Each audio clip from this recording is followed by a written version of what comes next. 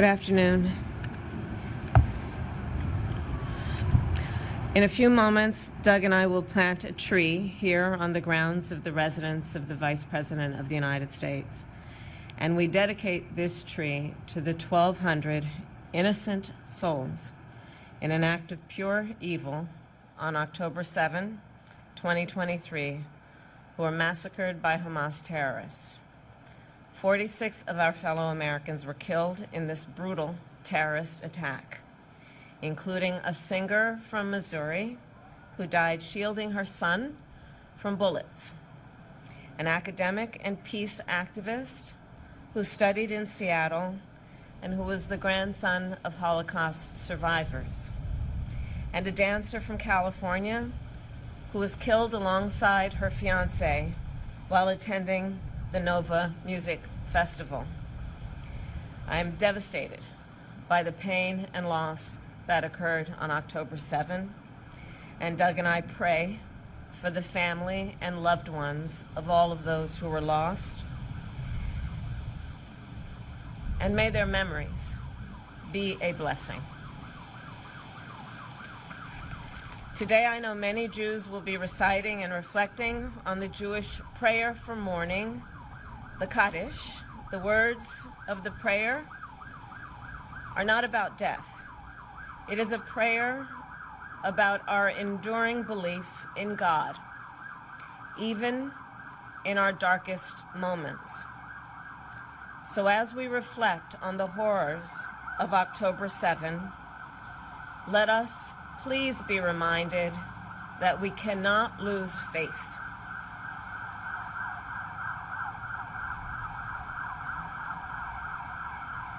The Jewish philosopher Rabbi Abraham Joshua Heschel wrote, and I quote, "Religion begins with a consciousness that something is asked of us." So in this moment, on the one-year commemoration of October 7, what is asked of us? What is asked of us? First and foremost, I believe that we must never forget. I will never forget October 7, and the world must never forget. What is asked of us? We must work to ensure nothing like the horrors of October 7 can ever happen again. And on this solemn day, I will restate my pledge to always ensure that Israel has what it needs to defend itself, and that I will always work to ensure the safety and security of the Jewish people here and around the world. What is asked of us?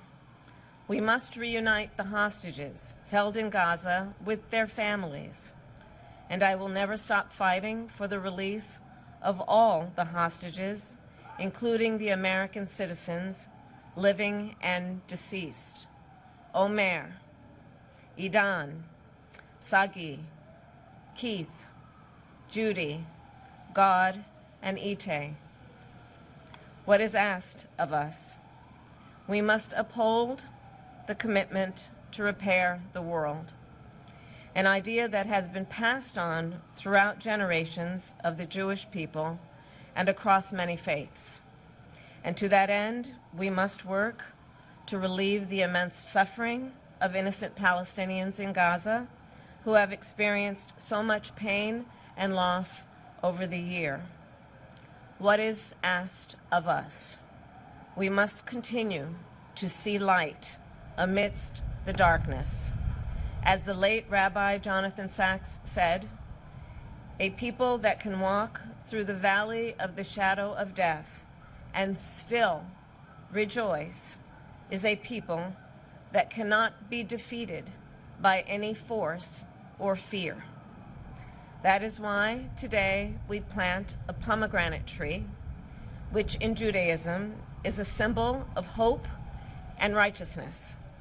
So for years to come, this pomegranate tree will stand here, spreading its roots and growing stronger, to remind future vice presidents of the United States, their families, and all who pass through these grounds, not only of the horror of October 7th, but the strength and the endurance of the Jewish people. It will remind us all not to abandon the goal of peace, dignity, and security for all. And it will remind us all to always have faith. Thank you, and I will now turn it over to the second gentleman, my husband, Doug.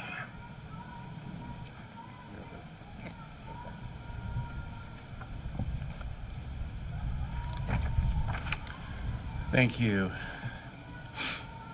As we gather here today on what was the deadliest day for Jewish people since the Holocaust, I am still filled with pain and despair. This is an incredibly challenging day for Jews around the world, myself included. October 7th hit us hard as a community. We are still hurting, and today feels just as raw as it did 1 year ago.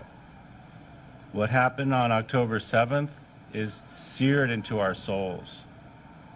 I can't stop thinking about the hostages and their families and all of those we've lost over the past year. Earlier today, I attended AJC's National October 7th Memorial Commemoration at 6 and I recited a prayer for peace, that we all see the day soon when this war and bloodshed come to an end. As the first Jewish spouse of an American president or vice president, I take this role very seriously. Kamala is the one who encouraged me to use my platform I have to fight against anti-Semitism and hate. She is also the person who encouraged me to lean into my Jewish faith. When we first moved into this residence, we affixed a mezuzah on the doorpost with our family present. Now, as we prepare to leave a legacy of our time here, we plant this pomegranate tree to honor this solemn day and for the families who will come after us to enjoy.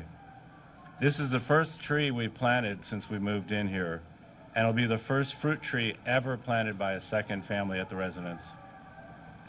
Kamala and I are proud to continue a tradition with this symbolic meaning for every family that's lived here and who will live here.